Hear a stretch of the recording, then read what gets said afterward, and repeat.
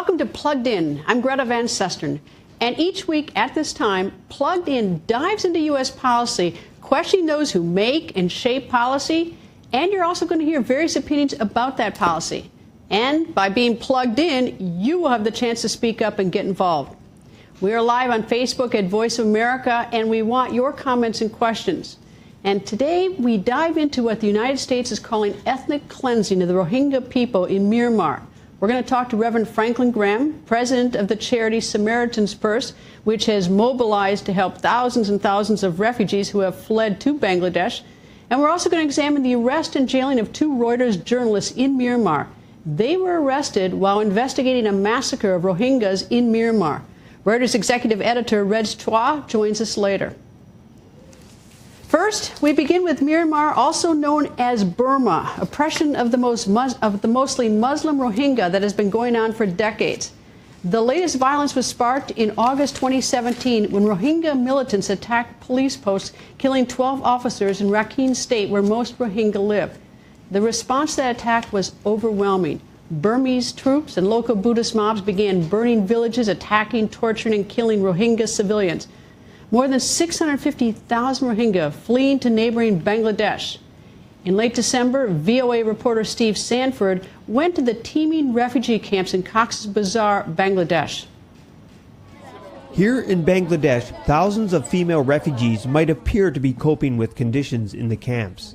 But for many survivors of sexual violence by Myanmar security forces, the depression and post-traumatic stress disorder have lasting effects. Rohingya grandmother Regina feels an emptiness since she lost contact with her granddaughter after soldiers attacked the teen's village earlier this year. I heard that the military came and entered the house and grabbed her and stole her property, but I didn't see it, I was told. They checked the house and grabbed whatever they wanted. If they found any young women, they took them away. Lots of women were raped. Access to therapy and treatment is lacking as more pressing issues like food and shelter take precedent. The lack of communications add to the dilemma, as efforts to get the word out to women in need is difficult. Many also lost their husbands, so you have many female-headed households, women who are still needing support to figure out how services work and how to access them. They don't have experience necessarily advocating for their need for services, so they're going without. So that puts them in an especially vulnerable position. A recent camp survey from rights group Médecins Sans Frontières reports at least 6,700 Rohingya were killed during the attacks in Myanmar, and satellite imagery shows 40 more villages with building destruction in November, bringing the total to 354. As the evidence mounts, the consensus among most experienced crisis workers is not a surprise. Having gone through all these traumatic situations, seeing their brothers and sisters and fathers and mothers killed in front of them, and being raped, it is not appropriate according to the communities to return immediately. As of December, the total number of refugees in the camps stands at nearly 860,000, including those who came before the most recent crackdown. And refugees like Muhammad Omar don't show any signs of packing for home. We won't go back to Myanmar easily unless we get our rights. If we go there, they will cut us, kill us, shoot us, so we won't go back yet. Dirty water and squalid conditions are prime breeding grounds for outbreaks of preventable diseases. While 900 doses of oral cholera vaccine have been distributed in the camps, another contagious bacterial infection has emerged. Diphtheria is a vaccine-preventable disease. It's an illustration of how the Rohingya population that are currently living in the makeshift settlements here had very little access to health care from their place of origin in Myanmar. Myanmar's health sector is rated among the worst in the world, particularly in the ethnic regions, where conflict and poverty limit medical treatment. Now, potential diphtheria carriers must get antitoxins and antibiotics to prevent further spread of the bacterium in the body and kill it. Steve Sanford reporting from Cox's Bazar, Bangladesh. Now, the situation at these Rohingya refugee camps is dire. At least a dozen charitable and non-governmental organizations are on the ground in Bangladesh desperately trying to help the close to 700,000 refugees. And among those organizations, Samaritan's Purse. Reverend Franklin Graham is its president and CEO, and he joins us. In full disclosure, I do volunteer work with Samaritan's Purse and actually went with them on their cargo plane to the Bangladesh refugee camps in December. Nice to see you, Reverend. Thank you, Greta. Reverend, you just got back from the area yourself. First of all, just sort of set the stage. About how many camps are there in the area? Greta, we went to 5 different camps. There are more. I think they're smaller. We were at one that has, the estimate is on 25,000 acres, around 600,000 just on that one camp. It's incredible. The people are living on top of each other. This was dry season, so the dust was incredible. But rainy season is coming in just a few weeks. The wells are shallow. Right beside the wells are latrines.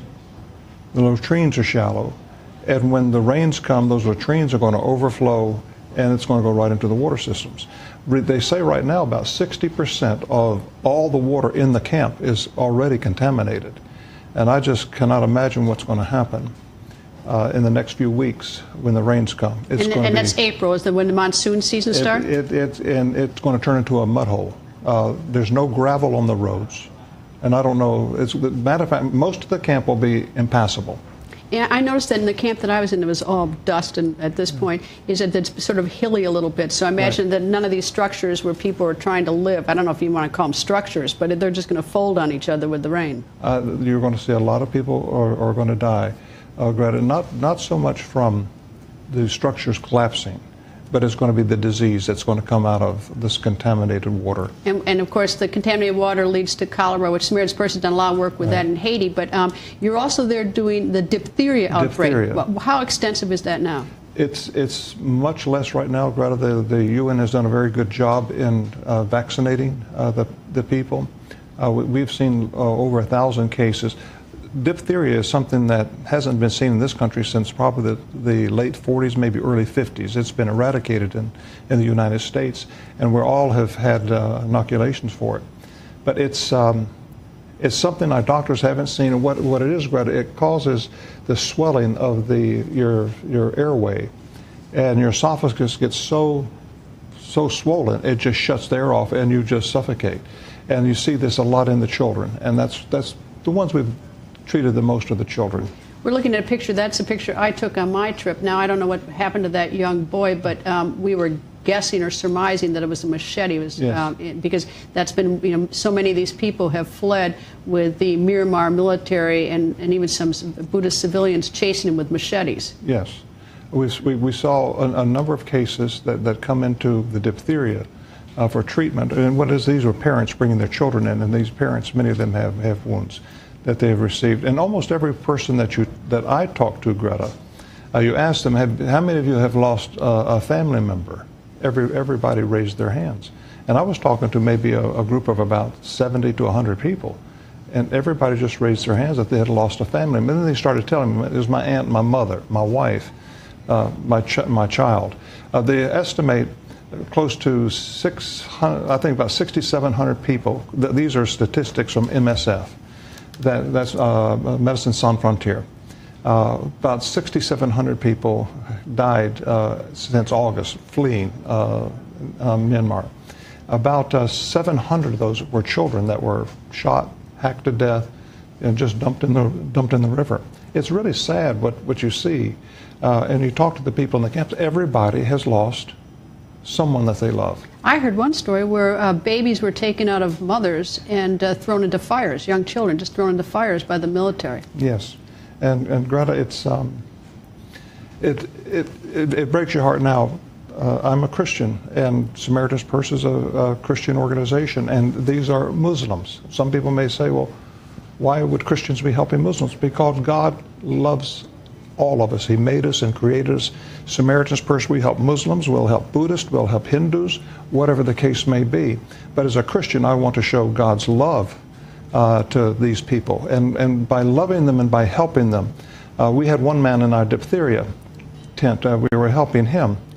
He asked us, he said, "Are you Christians?" We said, "Yes." He said, "I would be honored to be treated by a Christian." And he was a Muslim man. How long long can Samaritan's Purse and Doctors Without Borders and these other organizations stay there? I mean, this is, if you have 600,000 to 700,000 people in the camp, and Bangladesh is not letting them out of these camps, they're penned like animals, at least the camp I was in. How long, because, and this is not going to get better, the rains are coming, the water's filthy. How long can everybody stay? I don't know. Right now, Samaritan's Purse does not have any government funding or outside funding other than our regular donors. And that will end at some point, but we're not there yet, Greta. Well, and there's nobody really in charge of these camps. I mean, there's no. I mean, well, the Bangladesh government controls really the kind of the perimeter. But inside the camps, there are various UN agencies that are responsible for the camps. About two. IOM, International Organization for Migration, they are a responsible part of it. And then the UNHCR's the other side of it. Is this a camp? I mean, you've been to refugee camps all over. In fact, I've been to Sudan in a refugee camp with you. Is this one particularly more dire? Because I mean, I don't see a future for these people unless they go back. Well, first of all, it's going to be hard to go back because these are stateless people. They don't have identification. They don't have passports or driver's licenses. So when it comes to repatriating, I don't see the Burmese government allowing them, or the Myanmar government allowing them to come in, because they don't have identification. They'll say, they would say, well, you're really from Bangladesh. You know, how do we know you're from here? 288 villages so far have been burned to the ground. So if people go back, what do they go back to? Their homes, their villages, their livelihood, their boats, their cars, their motorcycles, all of that's been destroyed. And these people were taking care of themselves. They were self-sufficient. Now they're in a penned-in area where they can't farm. They have to wait for handouts. But you have to wait for handouts. And unfortunately, Greta, the refugee business, that's what it is for the world. It's a big business. And the UN and others profit in a big way over the crises of refugees. And we see the Palestinians are still in their camps after 50, 60 years. I don't see this changing. I'm afraid these people will be here 50 years from now. And suffering. Their kids don't get school, don't get education. There's limited food. Health care is limited, and the monsoons are coming, and diphtheria and cholera and everything else. It's very bleak. Reverend, thank you. Nice to see you, sir. Thank you, Greta. Freedom of the press is under attack in Myanmar. Two Reuters journalists, Hua Lon and Ja So-u, were investigating a massacre when they were arrested in December. They were charged with violating Myanmar's Official Secrets Act. The two journalists are still jailed, and a trial is underway. And last week, Reuters published the investigation the two jailed journalists were working on. First, a warning. The images you are about to see are graphic and gruesome. You may want to turn your head or even close your eyes, but it is important to hear their story. 10 Rohingya men, bound together, watched as their Buddhist neighbors dug a shallow grave. On the morning of September 2nd, all 10 men lay dead in the grave, and a couple of the grave diggers said Buddhist villagers hacked 2 of the Rohingya men to death. The others were shot by Myanmar troops. Some of the Rohingya were still making noises as they were being buried. Joining us from our New York bureau, Reg Choi, Reuters executive editor. Nice to see you, sir. Thanks for having me. Before I get into the story of the massacre that Reuters broke, and I must admit that every news organization is tipping their hat to Reuters for this work, tell me do you have any information on how your journalists are doing in jail? Well, we're seeing them somewhat regularly. There's a hearing about once a week, once every other week, and we get to see them for a short time. When the hearings go long, they get a chance to have lunch with their families, which is really great for them. So far, they seem to be holding up well. We just saw them, in fact, today because they had a hearing today. They're very pleased with the fact that we managed to get the story out, so they're very happy about that. And of course, they did have a bit of time with their families, which is also good. Nobody wants to be in jail, but at least for the moment, they seem to be, in good spirits. All right. What is the massacre they were reporting? So this was the killing of 10 Rohingya men in the village of Indin. That happened in September.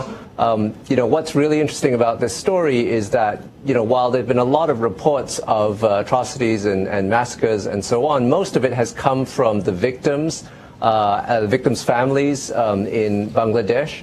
What's interesting here is that we managed to, report on the ground. We have testimony from some of the military people who were involved. We have testimony from Rakhine Buddhist villagers who were involved. And then, of course, we confirmed a lot of the facts with the survivors and family members in Cox's Bazar in Bangladesh. So we've sort of managed to be able to pull together a real on-the-ground story of what happened to these 10 people. The fact that they were rounded up, they were picked out of a group of people on a beach, tied up, and then just killed the next day. All right. The two journalists, the Reuters journalists who are in custody, they were reporting on these stories, but the Myanmar government or military says that they had violated, that they'd gotten some secret government documents they shouldn't have. Do you think that they're in jail for reporting on this story or because they violated some law? Well, look, we're very clear that the reason they were arrested was because of the story they're working on.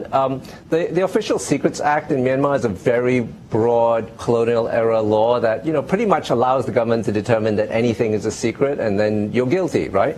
What happened in this case was that they were invited to a meal with some policemen. They showed up. They were given some documents, told not to look at it. When they walked out of the restaurant, they were arrested immediately. So, I mean, you tell me what happened there. The whole case now is going through this process where they're trying to determine, this is a situation where the prosecution has to ask a judge whether they can use the Official Secrets Act or charge them with this crime. Now, the journalists, all the activities happening in Rakhine State, has it been I know a lot of journalists have tried to get in there in the past, and even Senator Dick Durbin from the United States tried to get in there. Are the journalists getting access to the areas where these stories are starting? No, I mean, the government has pretty much blocked off most of Rakhine State except for a couple of, highly shepherded press trips to go up there. So no, it's very hard to get into the area, and it's very hard to do reporting on the ground. Sir, thank you very much for joining us. And again, an incredible story by Reuters. Thank you, sir. Thank you. The massacre and the now jailed Reuters reporters were the topic of discussion at the United Nations Security Council meeting recently. U.S. Ambassador to the UN, Nikki Haley, called for access for aid organizations and for the reporters' release. Powerful forces in the Burmese government have denied the ethnic cleansing in Rakhine State. To make sure no one contradicts their preposterous denials, they are preventing access to Rakhine to anyone or any organization that might bear witness to their atrocities, including the UN Security Council. And the result is that they are denying access to many organizations that the displaced and starving in Burma desperately need today. The world is watching and waiting for Burma to act. What we have seen so far is cruel and barbaric. To top it off, they have the gall to blame the media. Unhindered media access is vitally important. Journalists like the two imprisoned Reuters reporters are an indispensable source of information. I also call on the Secretary General to quickly appoint a special envoy for Burma, and I call on the Burmese government to allow a UN fact-finding mission and the special rapporteur into the country. Without the media and UN personnel in Burma to shed light on the crimes being committed, there is no hope for justice for the victims. Ambassador Haley also called on the Security Council to pressure Aung San Suu Kyi to acknowledge these horrific acts that are taking place in her country. No more excuses, said Haley. Now, I caught up with former U.S. Ambassador to the United Nations, Governor Bill Richardson, who tried to do that just recently.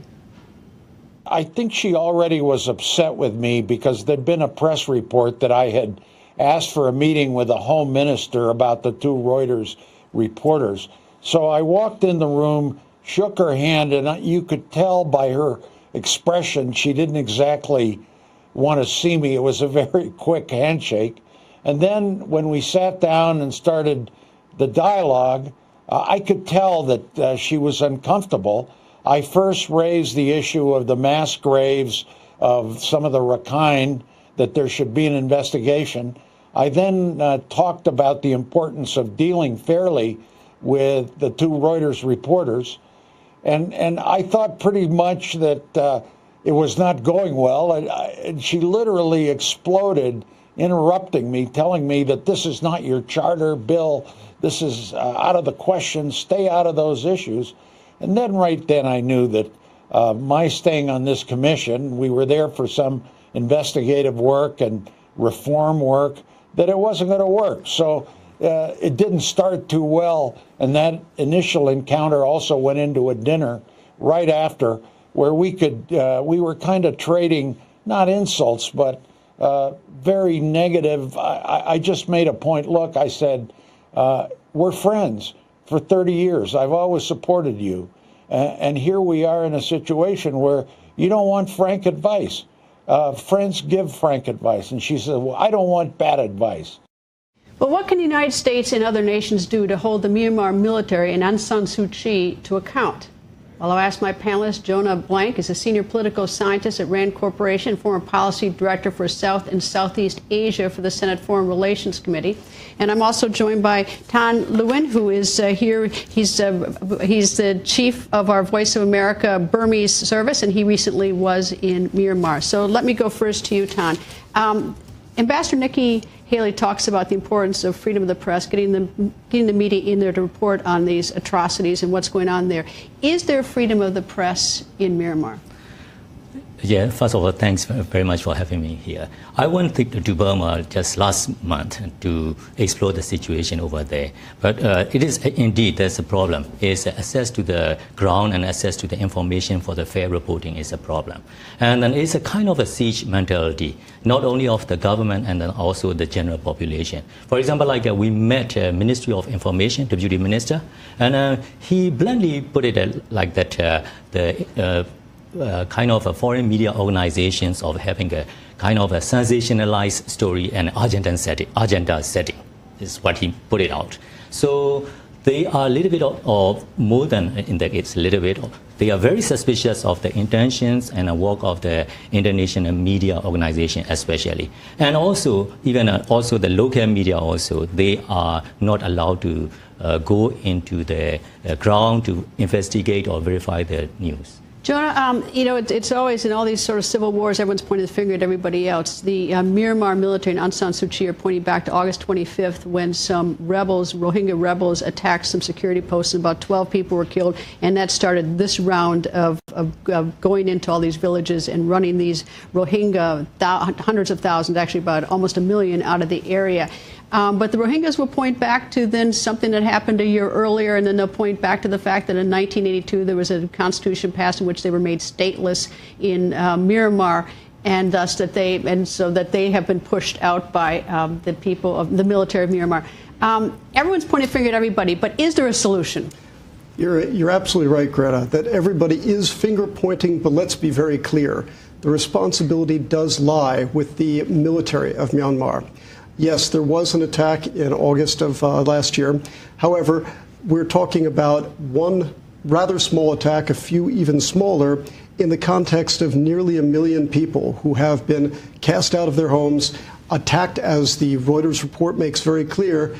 This massacre that the Reuters were so bravely reporting on is just one of many, many, many such massacres that have happened.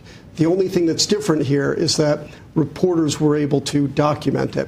So there isn't really an equivalency between the two sides. Aung San Suu Kyi, everyone thought that she would be the answer. She was under house arrest for a number of years, and then finally in about 2012 or so, she got into power, and the thinking was that she would change things. She's virtually almost silent on this. She is certainly not called ethnic cleansing, which which is being said at the UN. Is she powerless against the Myanmar military? I think it's a two-part. First of all, she declared already very clearly that she is a politician now. So don't expect as a kind of a human rights icon as usual. So she is, in fact, politician. So she has to play that kind of a popular politics. Like in Burma, it's a majority Buddhist, and then there's a sentiment is very high on the minority Muslim and the Rohingya itself. So this is one part. Second thing is that in Burma, there's a two parallel government.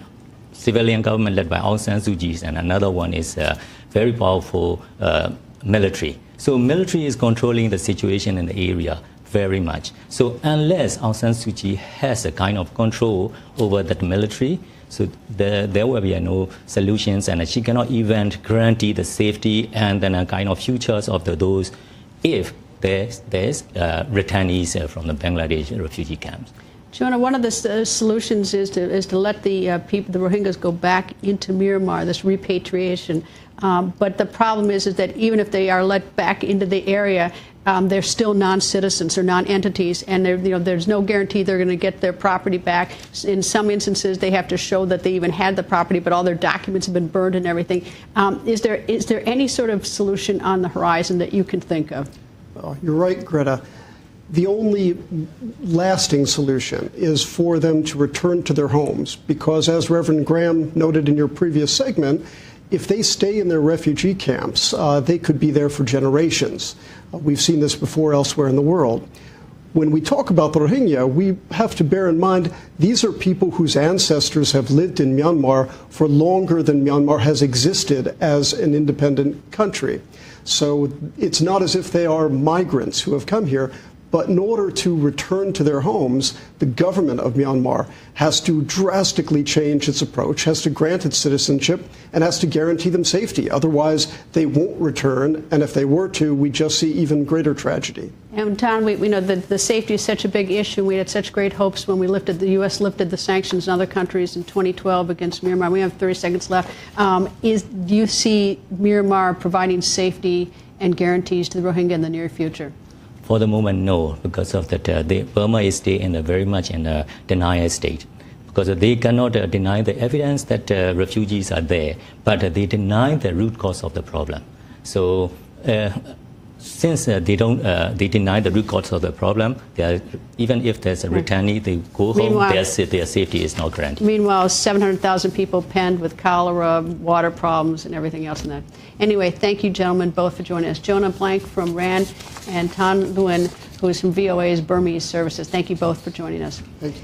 And earlier this week, we asked our social media audiences whether the U.S. is doing enough to help the Rohingya refugees. 73% said no. And some of the comments we received include this from @MaryWahlberg on Twitter. No, this is a dire situation for the Rohingya people. What is happening to them is horrific. This should not be happening in the 21st century. And this from Jim Bush on Facebook. Why is this our problem to solve? What is Thailand doing, or China, or India, or Australia, or Europe, or Russia? Why does one country on the complete opposite side of the hemisphere have to be on the hook to bail them out? And this from Vasily Zaitsev.